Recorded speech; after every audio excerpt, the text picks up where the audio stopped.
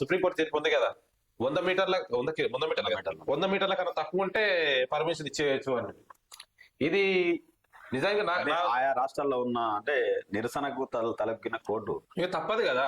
అంటే ఇప్పుడు చాలా చాలా చోట్ల ఎట్లుంటాయంటే ఇలా ఇలా ఇలా ఇలా ఇలా ఉంటాయి, ఇట్లా ఇట్లా ఉంటే నువ్వు ఇట్లా ఉన్నదాన్ని తీసేయి. అంటే ఇప్పుడు మనకు ఆడొకటి ఇట్లా, ఆడొకటి ఇట్లా, ఇట్లా ఇట్లా ఇట్లా ఇట్లా ఉండాలన్నమాట. అంటే ఇది ఇది ఈ ఆలోచన విధానం అనేది కరెక్ట్ కాదు.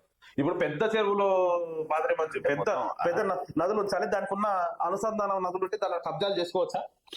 Just asking. అంటే అట్లా కాకుండా ఇప్పుడు మామూలు ఎవరైతే ఇప్పుడు భారతదేశం ఎవరు దోషి పెడతారు, ఆదాన్ని దోషి పెడతారు కాబట్టి మైనింగ్ అప్పజెప్పాలని వస్తుంది. ఆరావళి పర్వతాన్ని అప్పచెప్పాలి కానీ ఇప్పుడు ఇంట్లో పెద్ద పెద్ద గోడలు మాత్రమే వచ్చాలి, చిన్న చిన్న రూమ్లు ఉంటే తీసేయాలి, ఇట్లాంటి స్టేట్మెంట్ కూడా రావచ్చు మరి ఫ్యూచర్ లో.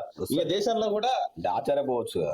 దాంట్లో ఆచారం విషయం లేదు. నిన్న చూసినావు కదా అత్యాచారాన్ని జాతీయ కారణం చేస్తే అది కూడా దాన్ని రద్దు చేసి బెయిల్ మంజూరు చేసిన మన భారతదేశంలో సహజమే ఉంటాయి. ఇవన్నీ సహజం. ఇంకా కొన్ని రోజులు అయితే ఏం చట్టాలు వస్తాయి చెప్పిన, హైట్ ఉన్న పర్సన్స్ బతుకుండాలి, నిన్ను లేపేస్తారు, నిన్ను లేపేస్తారు, నేను తీసుకుపోయి జైలు వేస్తారు, లేకపోతే బానిసలుగా చేస్తారు. లేకుంటే ఏం భవిష్యత్తులో ఏమొస్తుంది అంటే తప్పు చేసిన వాళ్ళు రోడ్డు మీద ఉంటాడు, తప్పు గురైనోడు జైల్లో.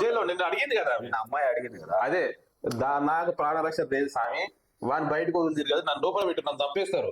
దాని కోర్టు చెప్పింది ఏంది, వాళ్ళ ఇంటికి 5 కిలోమీటర్ల దూరంలో బతుకున్నామని. అంటే 5 కిలోమీటర్ల దూరంగా ఉంటే ఆమె రేప్ కేసు, ఆమె జరిగినటువంటి అన్యాయం న్యాయం అయిపోతుంది, చచ్చిపోయిన వాళ్ళ ఆయన బతికొచ్చేస్తారు.